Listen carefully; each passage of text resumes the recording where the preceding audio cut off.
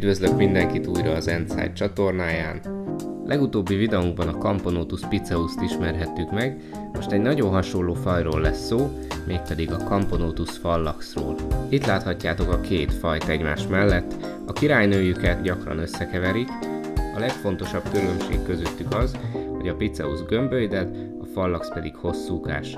Ezen kívül az életterük tér még el jelentősen, a fallaxok fába rágják be magukat, a piceusok pedig a földbe ássák a járataikat.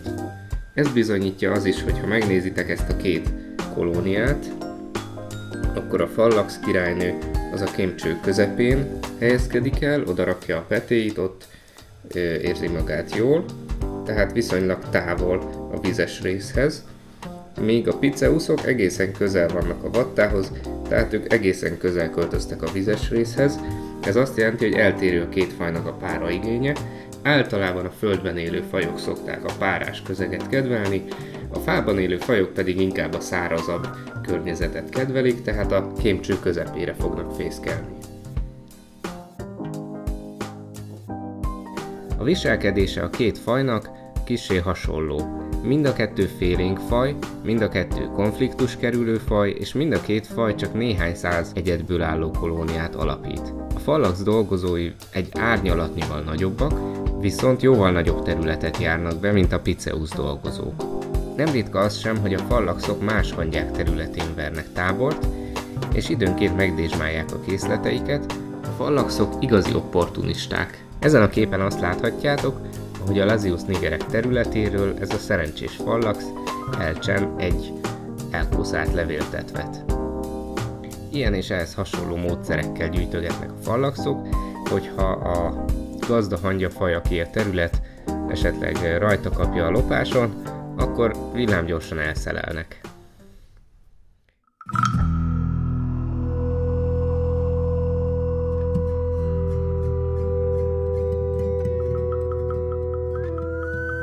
Itt láthatjátok a legújabb formikáriumunkat, aminek az az érdekessége, hogy az egész fészekrész egy darab szivacsból áll. Mivel a fallaxok a természetben fába rágják be magukat, így nem okoz nekik gondot kirágni a szivacsot.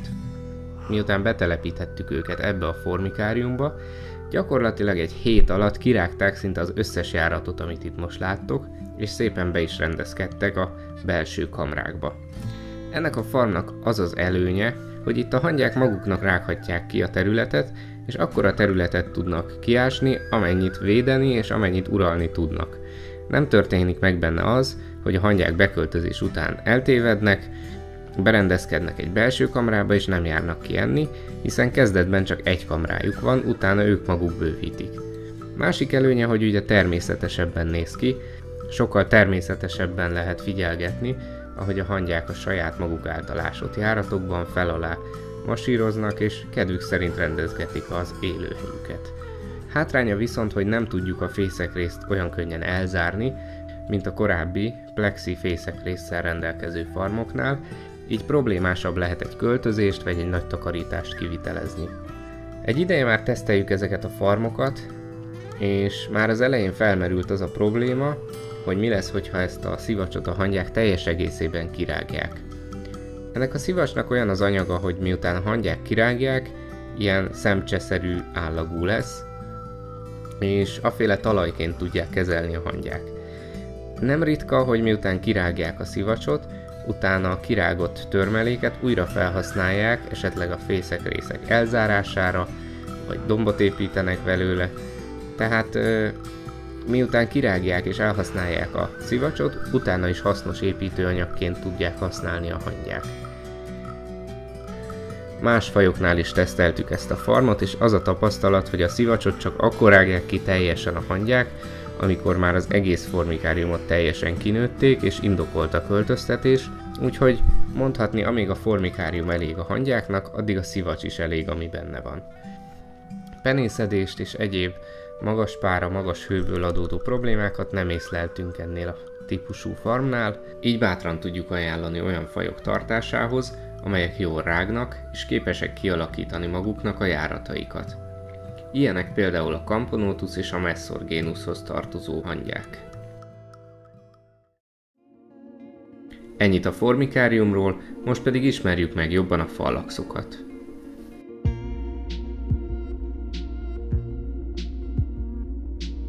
Ennél a fajnál is 3 kaszt jelenik meg, vannak minor, media és major dolgozóik, melyek különböző méretűek és különböző feladatokat látnak el a kolóniában.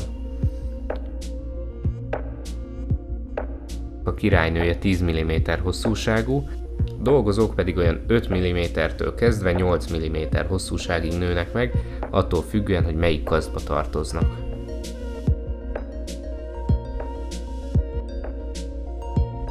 Területüket aktívan rendezgetik, jól használják építőanyagként a kirágott szivacs darabkáit, illetve a kavicsos talajt, amit beszórtam nekik. Tulajdonképpen csak ezt a 2 kamrát használja a kolónia aktívan, a fészeknek a közepén, az összes többi járat az csak a bejárásra és a közlekedésre szolgál a fészek részben. Ott láthatjátok a királynőt, a mélyebb kamrának a legmélyén, a legsötétebb részre bújt el, úgy látom.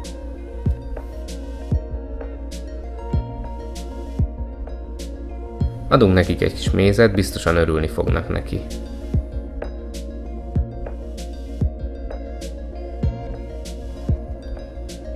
Már meg is találta az első dolgozó.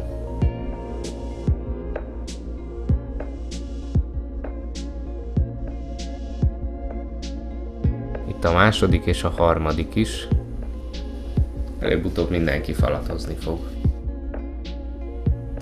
Láthatjátok, hogy szép lassan szinte mindenki megtalálta a kifutóban a felkínált ételt, és szinte mindenki eszik is. Ez az a opportunista élelemszerzési stratégia, ami gyakori a fallaxoknál, tehát hogyha élelmet látnak, azonnal oda mennek, azonnal felfalják, mert nem igazán tudják őrizni a tápanyag tartalékaikat, hogyha más hangyák jelennének meg, akkor kénytelenek lennének menekülőre fogni, úgyhogy addig is, amíg egyedül vannak, addig is ösztönösen annyit esznek, amennyit csak tudnak. Láthatjátok, hogy a dolgozók potrohán kicsi csíkok jelentek meg, ez azért van, mert teleették magukat mézzel, és most mennek be a fészekbe, hogy megosszák a társaikkal a táplálékot. Itt pedig azt láthatjátok, hogy 2 dolgozó szájon át osztja meg egymással a közösségi gyomrukból az élelmet.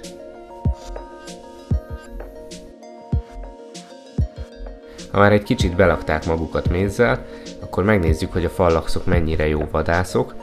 Lehet, hogy félénkek lesznek, lehet, hogy összehangoltan támadnak majd. Meglátjuk, még én se tudom, hogy hogyan reagálnak az élő táplálékra.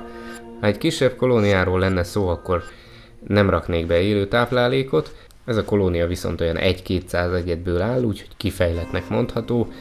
Reméljük, hogy már tudnak mit kezdeni majd az élő eleséggel is. Ez a hangyafaj csak mézet és rovarokat fogyaszt, magvakat nem. A csótány a fészek bejáratához vergődött, itt már azért egy kicsit izgatottak lettek a fallaxok is, de valahogy nem tudnak hatékonyan támadni rá, inkább csak mintha elüldözni próbálnák. Pedig a legtöbb hangyafaj, amit tartok, már réges-rég lerohanta volna a csótányt, és vadul harcolnának vele. A dolgozók csak köröznek körülötte, néha ráugranak, rámásznak, de igazán nem nagyon támadnak rá. Ez a hangyafaj nem valami nagy vadász, úgyhogy inkább darabolt eleséget kapnak.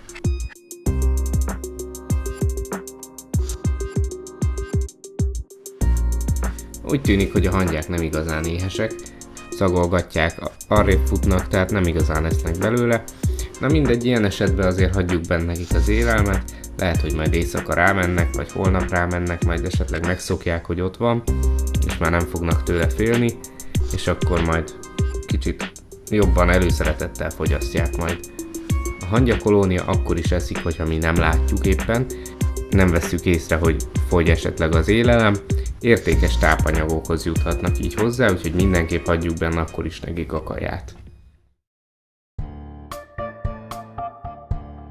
Minden esetre ez egy nagyon szelíd, nagyon jól tartható hangyafaj, a kolóniájuk nem nő több ezresre vagy több tízezresre, csak néhány százfős kolóniát alapítanak, ezért én úgy gondolom, hogy ez a formikárium még nagyon sokáig elég lehet nekik, az is lehet, hogy a kolónia teljes élettartama alatt.